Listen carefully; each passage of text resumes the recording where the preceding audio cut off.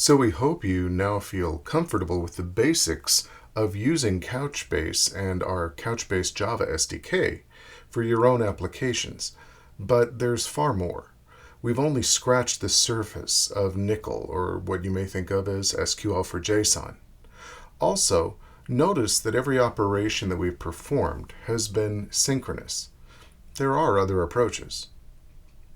So, Nickel, as we've said, can be thought of as structured query language for multidimensional, flexible data documents. And it supports all the operations that you would expect from SQL, along with additional operations that are specific to the nature of JSON. It simplifies your code, and it opens up powerful ad hoc querying capabilities. If you haven't, I urge you to go work through our online course, CB110, Nickel for SQL People.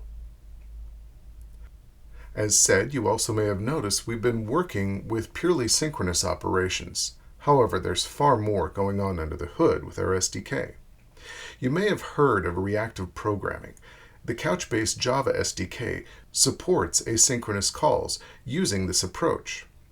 Reactive programming is an industry-wide effort to support best practices in scalably handling large data streams.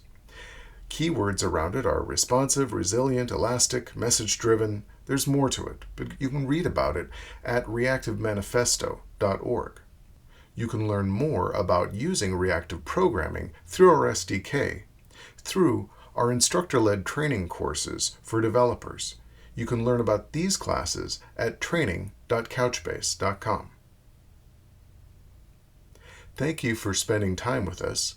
There's a lot going on with Couchbase. We hope you stick around and rely on us for your NoSQL big data needs.